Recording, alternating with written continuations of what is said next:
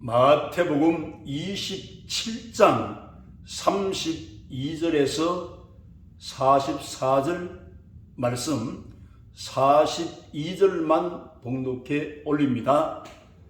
그가 남은 구원하였으되 자기는 구원할 수 없도다.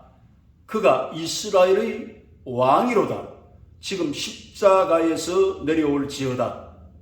그리하면 우리가 믿겠노라. 아멘.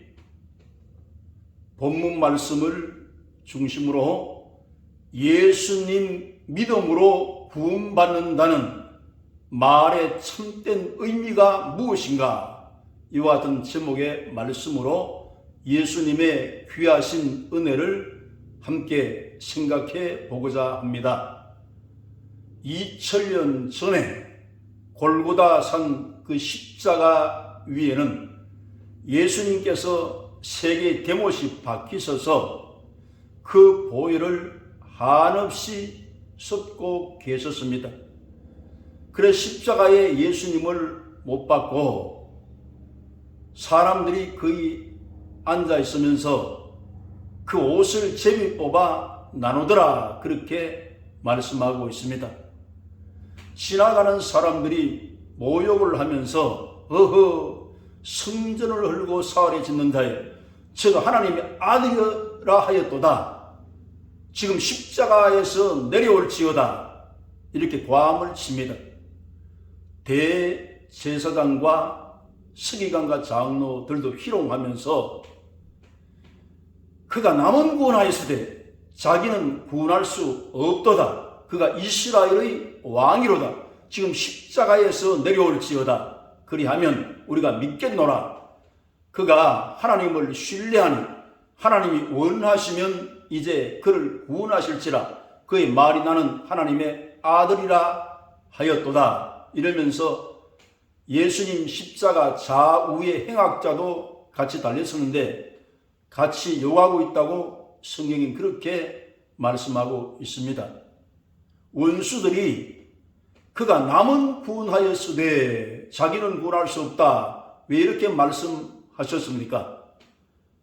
예수님은 가는 곳곳마다 죄인을 만나면 죄인의 죄를 용서해 주시고 병을 치료해 주시고 귀신 들린 자도 그 귀신의 억압에서 해방시켜 주므로 회복의 역사를 일으켜 주신 분이 예수님이라는 것을 그들이 목격했기 때문입니다. 또 이스라엘의 왕이 돼가지고 어떻게 십자가에 죽음을 치르느냐, 그런 이해가 안 된다. 내려오면 믿겠다. 내려와서 너도 구원하고 나도 구원하는 그것이 이 본문 말씀의 포인트의 말씀입니다.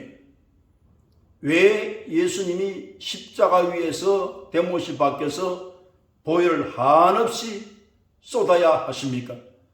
이는 피의 언약을 성취하기 위함입니다. 예수님 말씀에 죄사함을 받는 것은 피를 흘리지 않고는 속죄함이 없다고 단언하시기 때문에 피 흘려야 죄가 속죄된다고 말씀한 이유가 있기 때문에 예수님 몸소 실천하셔서 그 언약을 이루셨습니다. 한없이 쏟아지는 그 보혈은 깊은 의미가 있습니다. 그리고 예수님께서 우리의 현재의 죄, 미래의 죄, 과거의 죄를 모두 담당하셔서 죄는 죽음을 가져온다고 말씀했기 때문에 죄의 삭은 사망이라고 성경은 말씀합니다. 아담 타락 이후로 모두가 원죄를 가지고 있고 자범죄를 가지고 있는 이 인간은 율법이 와서 인간을 죄인이라고 정죄하지만 결국은 예수님이 이 죄의 문제를 해결하기 위해서 이 땅에 오셨습니다.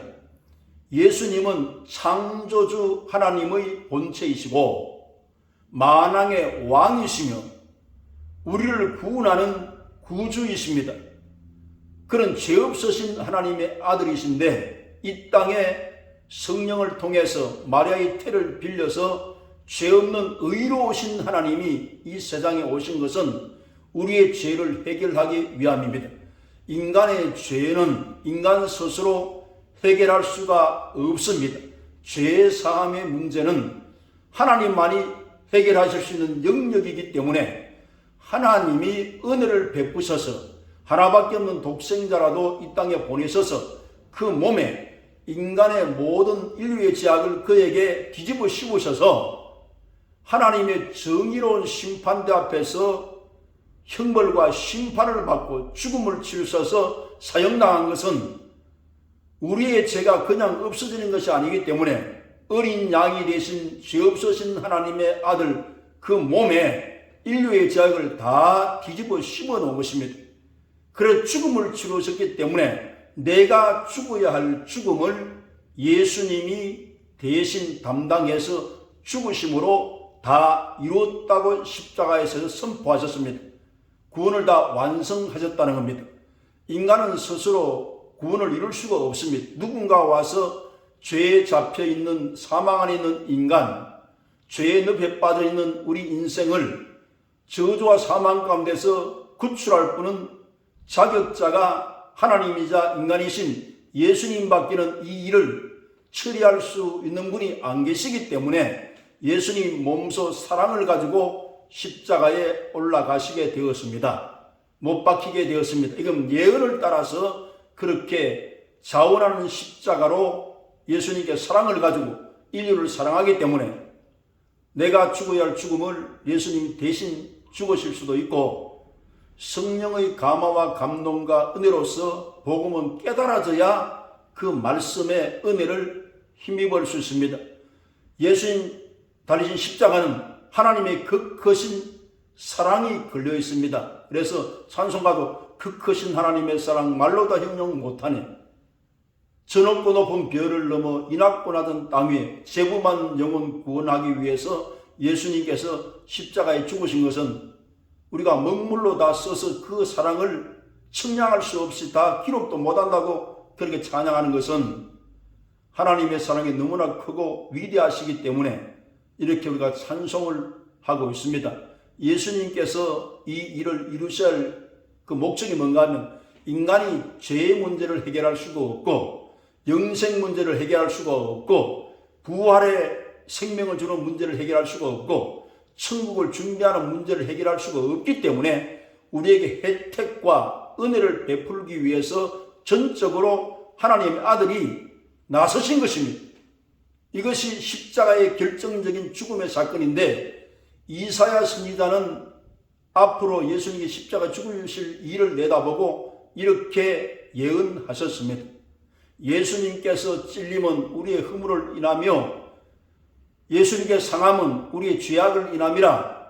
예수님께서 징계를 받으심으로 우리가 평안을 누리고 예수님께서 채찍에 맞음으로 너희는 나음을 입었도다 하신 그 말씀을 육신을 입고 이 땅에 오셔서 십자가 위에서 완성을 하셨습니다. 그래 십자가에는 죄사함의 은혜를 베풀기 위한 하나님의 사랑의 실천이 거기에 증명된 것입니다. 그리고 이 죄를 다 청산했다는 것을 무엇으로 증명합니까? 예수님이 그대로 십자가에 죽으시고 장사 지내셔가지고 살아나지 못하셨으면 그것을 어떻게 우리가 죄사함을 주신 예수님을 구주로 믿을 수 있습니까?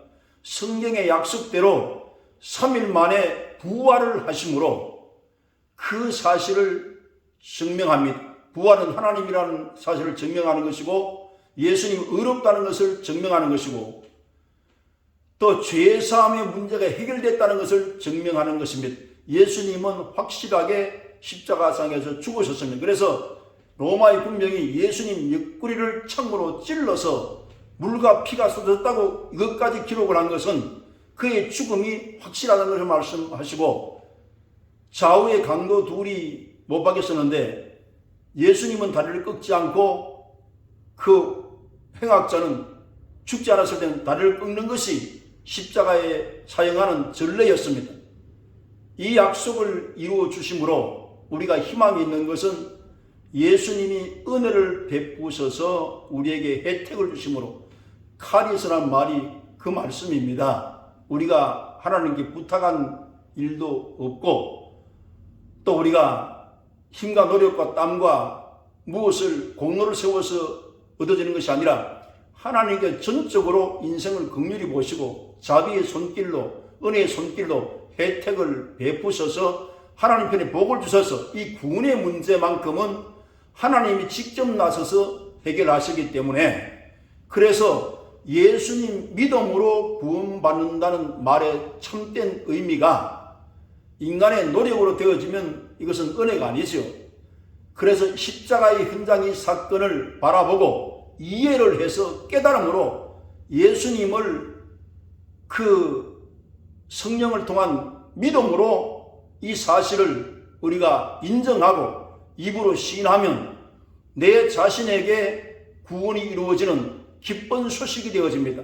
이 말의 참된 의미는 구원 문제라는 것은 하나님이 해결하셔야 할 문제이기 때문에 인간이 손을 써서 되는 일이 아니라는 것을 말씀하는 것입니다. 그래서 믿음으로 내 공로 없이 하나님의 은혜로 혜택으로 구원받는다는 것입니다. 그래 복음 소식이라는 것은 이런 사실을 모르는 분들에게, 한 번도 복음을 듣지 못한 분들에게 이 소식을 널리 알려지게 되면 그 말씀을 믿음으로 받아들일 때 구원받게 되는 이 역사가 은혜로 이루어진다는 겁니다. 그래 이 말씀의 약속을 우리가 확실히 이해를 하셔서 예수님 십자가의 죽으심과 부활의 역사는 나의 구원 문제를 하나님께서 해결하기 위해서 이 일을 이루셨다는 것을 명확하게 인식을 하셔서 모두가 복음 안에서 죄와 질병과 저주와 사망에서 해방을 받고 성령을 통해서 하나님의 떳떳한 자녀로 인침을 받아 영원한 왕의 아들로서 살아가는 복된 인생이 다 되시기를 주 예수님의 이름으로 축원합니다.